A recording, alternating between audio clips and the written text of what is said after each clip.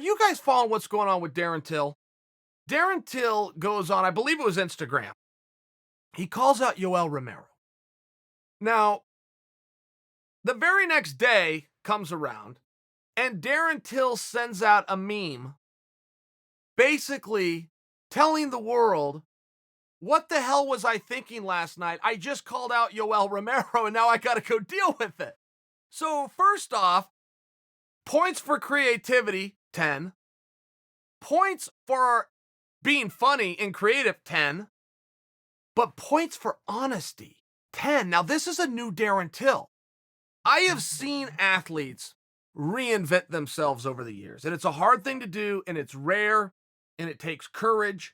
And I've seen it on all sorts of different aspects. I've seen athletes all of a sudden they come out, they used to be a scraggly guy, and now they're wearing a suit and they got a clean-cut haircut. But it's a different image, and it kind of gives them a fresh shot at the fans. I've seen some guys nice and clean-cut, and then they go out and now they look like some homeless dude, and they got tattoos.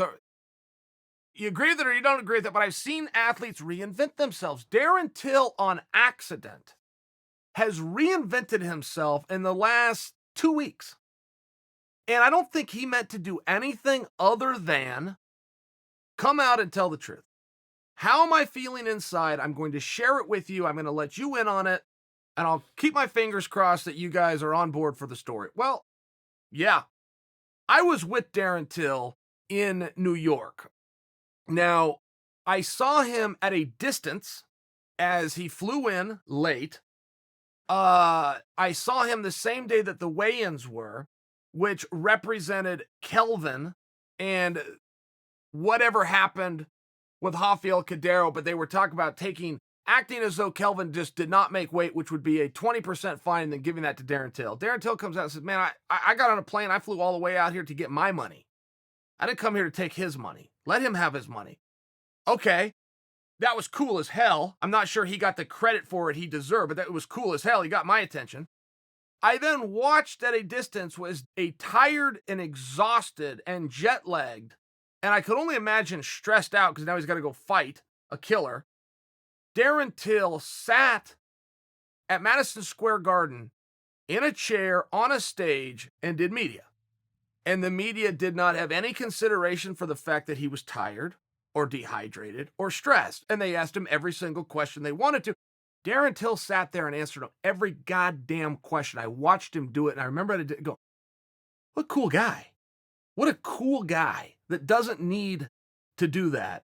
Could have checked out, gone to the hotel, stuck it up to every one of the media, and nobody would have even questioned him. Yeah, Darren's tired. He just landed. Give him a break. Okay. No, he didn't do that. He wanted to keep his schedule. So he did.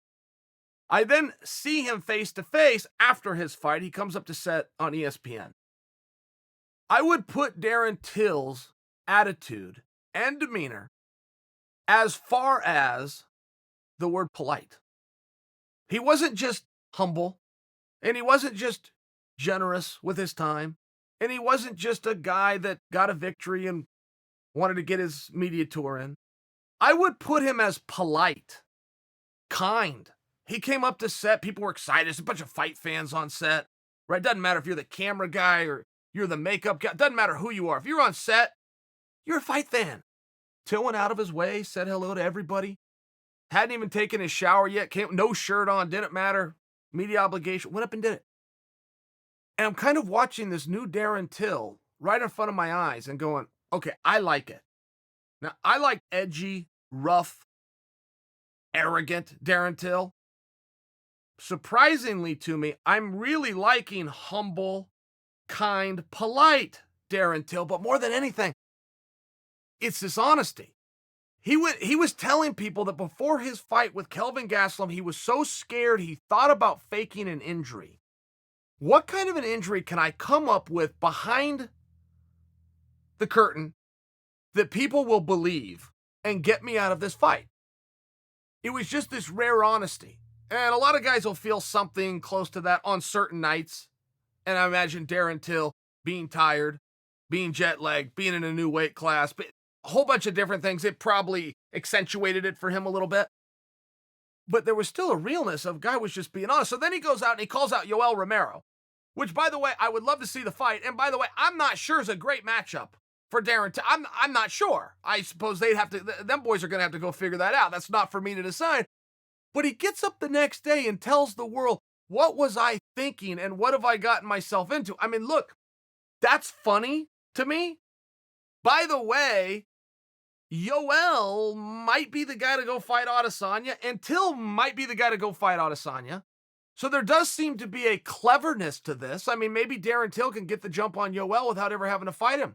Darren Till calls Yoel out, and Yoel doesn't say, yes, under playground rules, Darren Till just won. Hey, Dana, did you see that trick? Move me on to the finals. I mean, there's a lot at play here. Particularly him waking up the next day and questioning what in the hell he was thinking. On the feet or on the ground, undefeated, never lost a round. Biggest arms in the city of Westland, undisputed, GOAT king of wrestling. Tito tapped, Fado quit. John Jones broke a toe and had to sit.